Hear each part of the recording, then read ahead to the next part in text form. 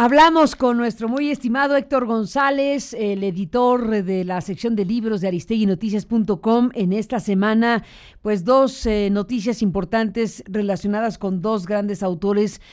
Una que acaba de recibir el premio Cervantes, Ida Vitale, esta uruguaya que recibió este premio 2018, por un lado, y por otro lado, alguien que también fue reconocido con el premio Cervantes y otras tantas cosas, el escritor mexicano Fernando del Paso, fallecido, como sabemos, en estos días. Así que tenemos pues este sentimiento encontrado de lo que significa el reconocimiento a una autora como Vitale y el luto por la muerte de Fernando del Paso. Te agradecemos, Héctor, que estés aquí para conversarlo. Bienvenido como siempre. Un abrazo.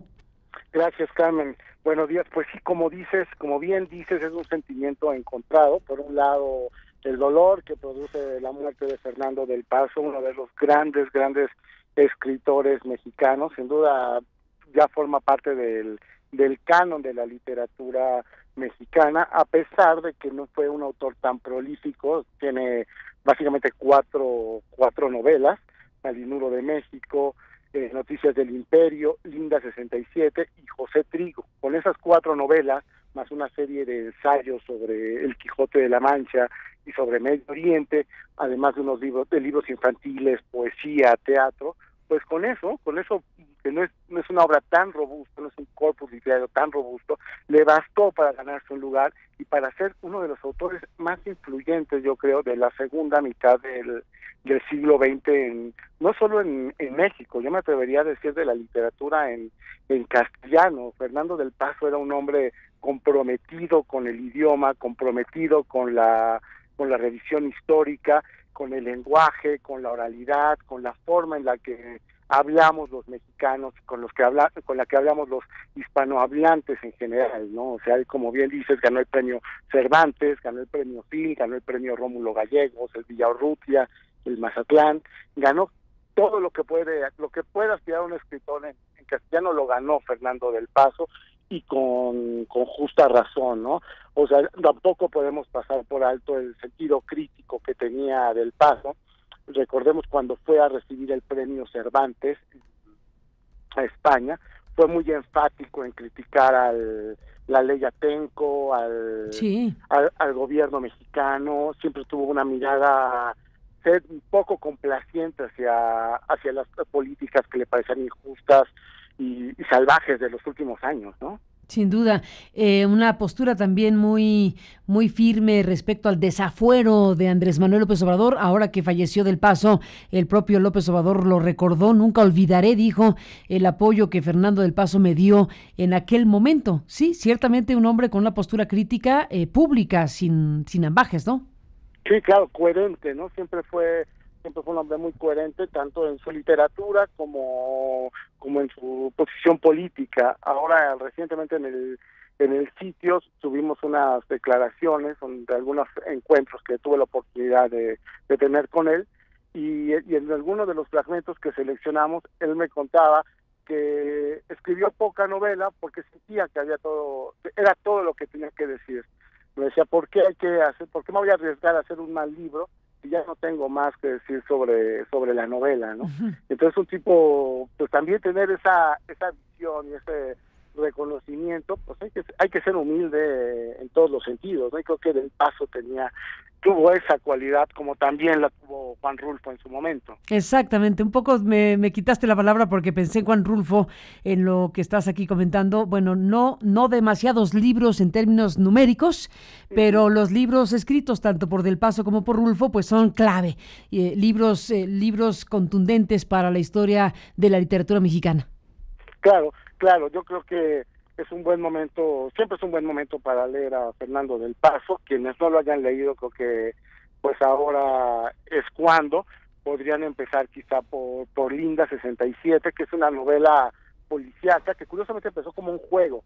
Álvaro Mutis, el otro gran escritor colombiano, él le dijo a Del Paso alguna vez, a que no puedes escribir una novela policíaca, y Fernando del Paso lo tomó como reto, dijo, verás que sí, y de aquella apuesta, de aquel juego, salió Linda 67, una novela del 95, si mal no recuerdo, y que es una buena forma de entrarle a Fernando del Paso. Después, desde luego, Noticias del Imperio, que es esa gran historia de Maximiliano, Sí, Carlota, fantástica.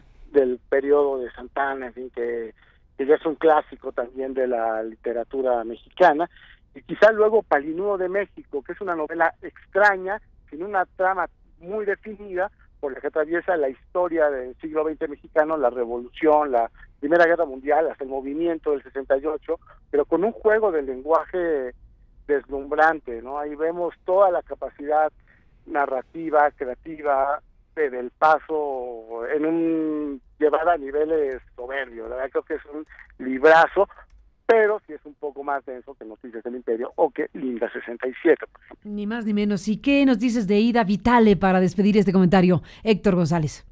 Pues Ida Vitale, una poeta, 95 años, y como bien dice su apellido es una señora llena de vitalidad. La veremos en los próximos días, visitará la Feria Internacional del Libro de Guadalajara, ganó este año el premio Phil. Entonces, pues seguramente estará en México y estaremos muy atentos a ganó, oye, fíjate, en el mismo, perdón, que te interrumpa, en el mismo año ganó la FIL y ganó el Cervantes. Sí, bueno, cualquier cosa. cualquier cosa, exactamente, ¿no? Exactamente.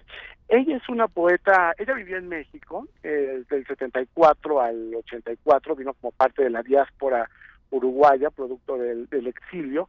Aquí se empezó a relacionar con Octavio Paz, con Emanuel Carballo, con Efraín Huerta. Participó en el primer 1+1 en la fundación de aquel periódico legendario de los 80. Ella estuvo metida. El crítico Emir Rodríguez Monegal lo ubicaba dentro de la generación del 45, una generación a la que también pertenecía nada más ni nada menos que Juan Carlos Onetti, ¿no? Entonces, Ida Vitale es esta corriente de poética que se llama esencialista, porque iban a la riqueza de la palabra, hacían poemas cortos, no muy extensos, muy concretos, iban, digamos, a lo esencial, como dice su nombre. Entonces, además fue una traductora importante, tradujo a Pirandello, a Simone de Beauvoir, a Gastón Bachelard.